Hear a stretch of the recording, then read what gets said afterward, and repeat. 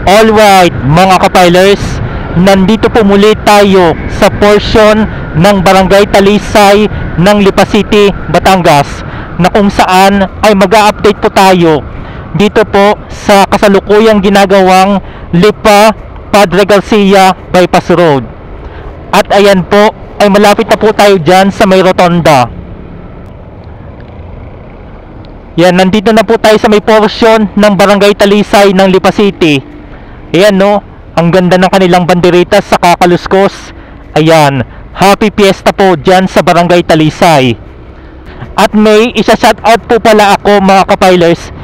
Yan, shoutout po kay Kuya Rene ng OKC Motorcycle Shop. Dyan po yan sa amin sa Barangay Luyos, Tanawan City, Batangas. At approaching na po tayo dito.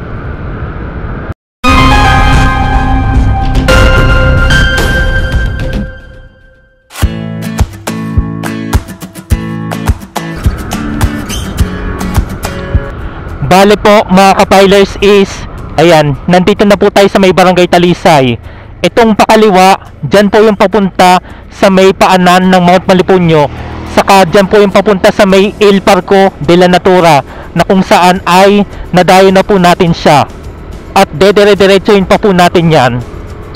Ayan no, kitang kita ang kabundukan ng Mount Malipuño saka ng Mount Manabo.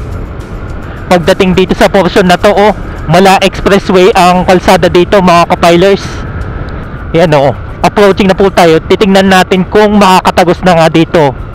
Ito pa yung ongoing construction o ongoing road development ng Lipa Padre Garcia Bypass Road.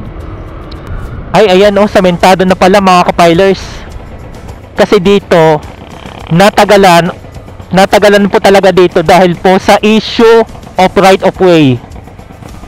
Ayan o, kasalukuyan pa po siyang ginagawa itong portion na ito. At pagdating dito ay palusong po ang kalsada. I-check po natin kung makakatagos na po tayo doon sa may papuntang Padre Garcia. Yan, susundan lamang po natin tong tricycle na ito. Ayan no, kung sa tingin nyo ay nakakadaan na pala dito, kaso ito lang muna mga nakamotor sa tricycle. Basta susundin natin ito. Napakaganda mga kapilers, oh, tanaw na tanaw ang Mount Malipuño. At muli na tayong aahon dito.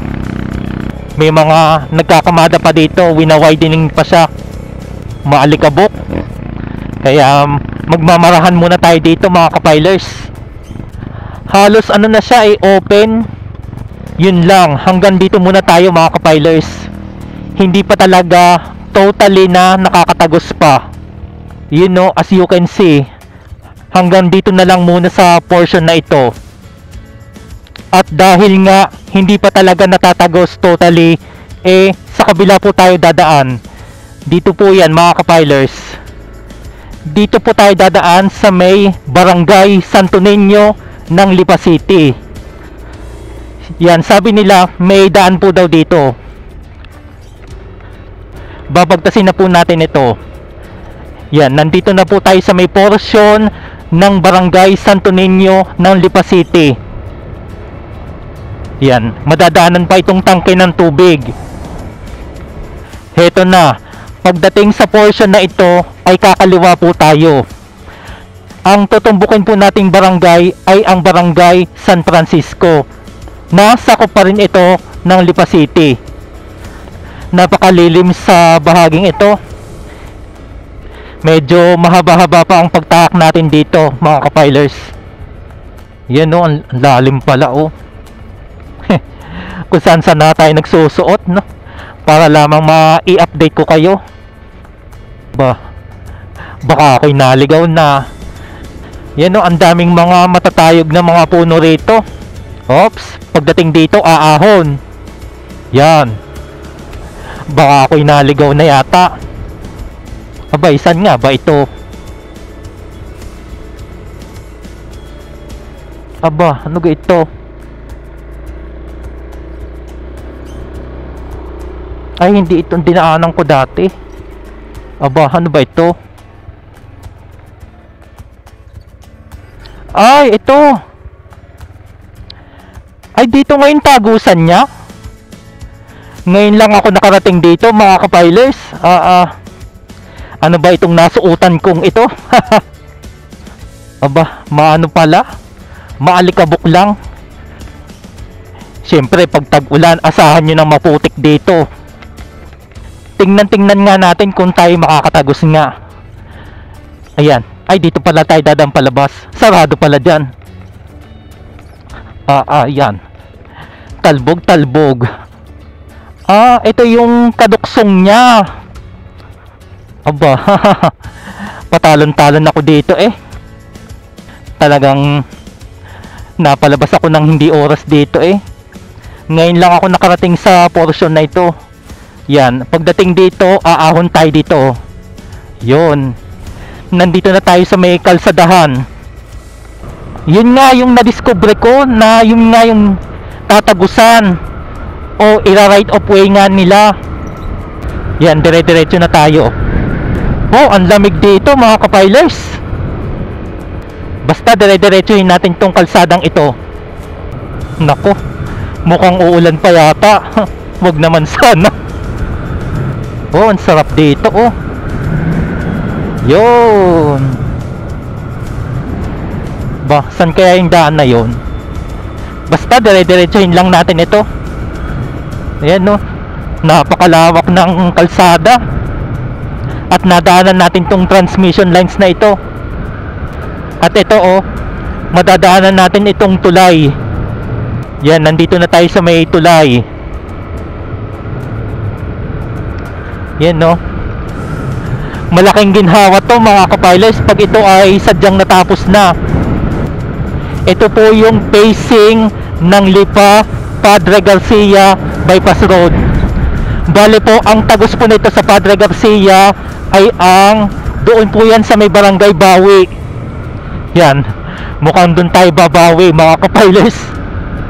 Nako, medyo nakuha itong portion ng bundok na ito oh.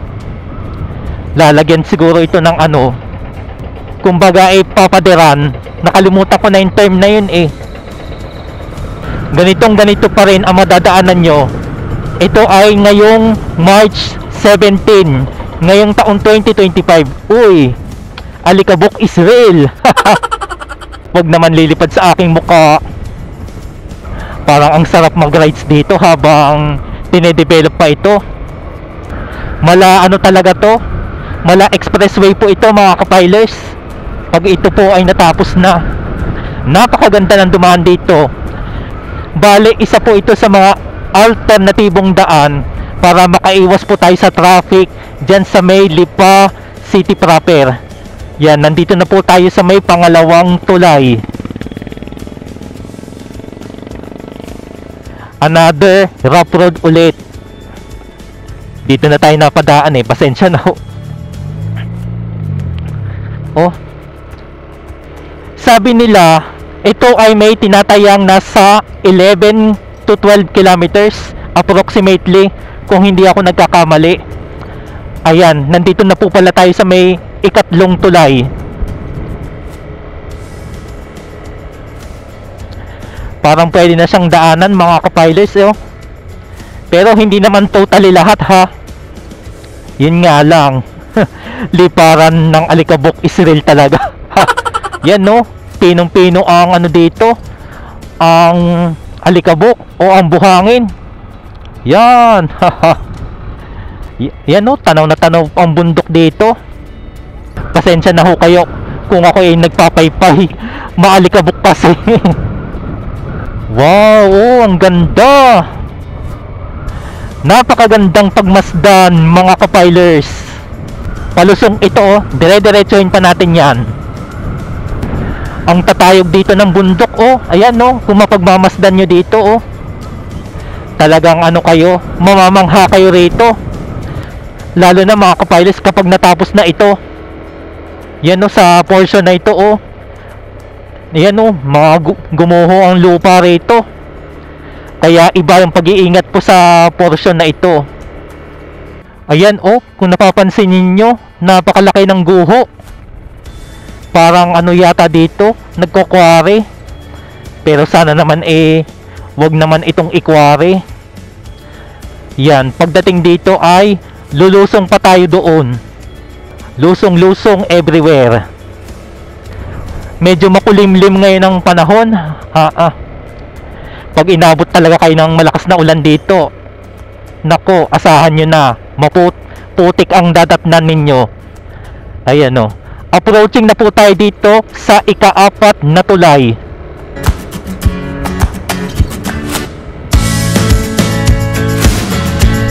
Yan, may onting rough road pa. Ang sarap dumaan dito pag naglaon. Laking ginhawa ito. Patalon-talon ako. Uy, pinong-pino ang alikabok. Dito sa may gawing kanan ko, maano yata yan, bangin. Mabangin kumbaga.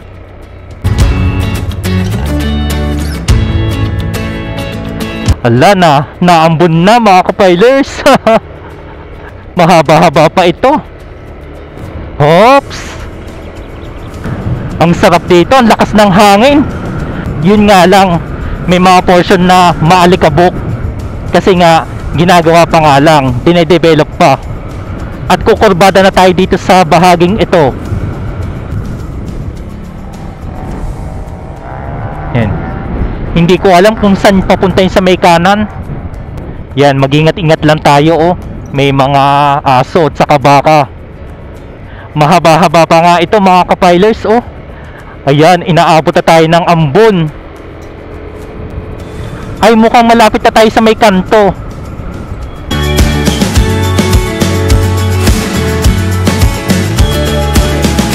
Pagdating dito, ayan may intersection po dito, may crossing. Kaya magmamarahan lang po kayo rito. Basta kapag may intersection at may crossing, marahan lang po kayo dito magpatakbo ng inyong mga sasakyan. Magtutuloy-tuloy pa rin tayo. Dito sa parteng ito, mukhang suwabe na. Parang Gillette lang, suwabe lang. At habang tinatahak ko ang kalsadang ito, ay sa Warikoy, may magtatayo na rin po ng negosyo dito sa hinaharap. Nako, napakalawak pa pala ng ginagawa dito mga kapilers. Yan lulusong tayo ng konti dito. Medyo palusong ito. Yan, bale itong dadaanan natin ngayon, ito na yung ika-5 tulay. Hindi lang tayo makadaan dito sa portion na tong dito sa may gawing kanan ko, gawa ng puno ng lupa at alikabok.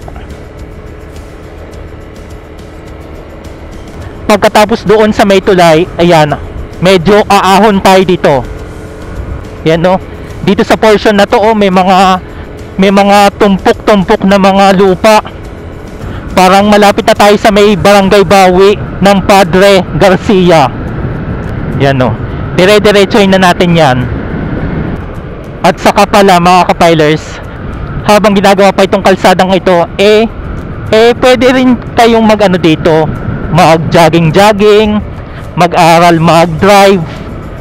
Yun ay hindi ko naman sinasabi na gawin yung itong praktisan.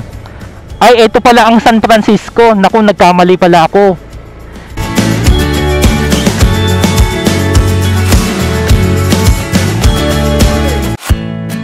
Yan, pagkatapos doon sa may kantong yon, ayan another tulay ulit. Yan bale ika-6 na tulay na po ito. Uy, grabe pala sa lawak to mga kapilers. Dito suwabing-suwabe na. Suwabing-suwabe na. Dire-diretso lang po tayo. Ayan na, parang malapit na tayo mga kapilers. Parang nandito na tayo sa may vicinity ng Padre Garcia. At itong madadanan na natin nito, ayan ito na yung ika-7 tulay. Yan. Parang malapit na tayo lumabas. Sige, let's go. Inulan pa yata ako dito. Ay, ito na nga approaching na po tayo dito sa may Barangay Bawi ng Padre Garcia.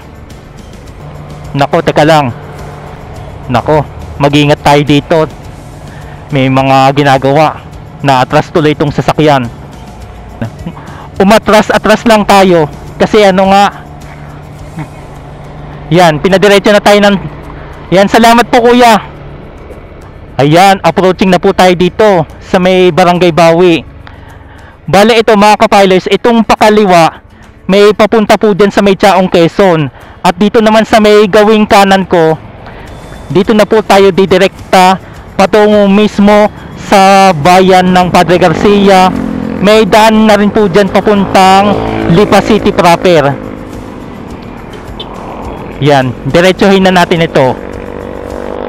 Ayan po mga kapilers, ay maraming salamat po sa pagsama sa aking biyahe. Having safe and happy trip sa ating lahat. Kita-kits muli tayo sa mga susunod pang mga edisyon. Just like, share, subscribe, and God bless us all.